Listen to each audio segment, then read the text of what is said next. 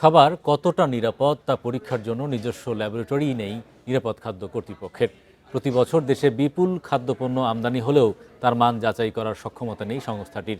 এ অবস্থায় নিরাপদ খাদ্য নিশ্চিত করা বড় চ্যালেঞ্জ। সোমবার রাজধানীর ফার্মগেট এলাকায় এক সেমিনারে এসব কথা জানান সংস্থাটির চেয়ারম্যান। আর টেকসই সুফল পেতে সবার সহযোগিতা চাইলেন খাদ্য উপদেষ্টা।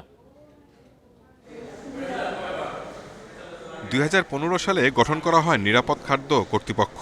গবেষণা ও নিয়ন্ত্রণের মাধ্যমে আমদানি, রপ্তানি ও দেশে উৎপাদিত খাদ্য নিরাপদ করা সংস্থাটির কাজ। তবে প্রতিষ্ঠার 11 বছরেও সেই কাজ সঠিকভাবে করতে পারছে না তারা। সোমবার জাতীয় নিরাপদ খাদ্য দিবসের সেমিনারে উঠে আসে নানা সীমাবদ্ধতার কথা।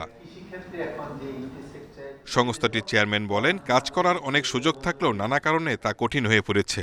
দক্ষ জনবলের অভাবের পাশাপাশি নেই মান নিয়ন্ত্রণের জন্য নিজস্ব ল্যাবরেটরি। পর্যাপ্ত ম্যাজিস্ট্রেট না থাকায় নিয়মিত ভেজাল বিরোধী অভিযানও চালানো যাচ্ছে না।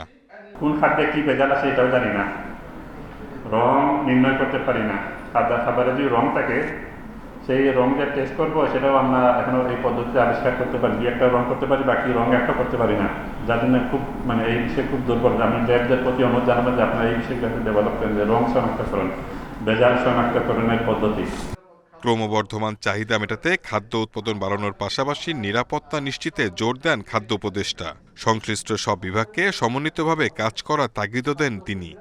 উৎপাদিত খাদ্য সেটা আপনার সিরিয়াল করা হোক, ভেজিটেবল হোক, ডিম হোক, মাছ হোক, মাংস হোক, সেটা যাতে নিরাপদ থাকে, ফল হোক সেটা নিরাপদ থাকে, তার ব্যবস্থাটা আমাদেরই করতে হবে, এটা অন্য কেউ করে দেবে না। নিরাপদ খাবার সম্পর্কে সচেতনতা বাড়াতে সঠিক গবেষণার আহ্বানও জানান খাদ্য উপদেষ্টা।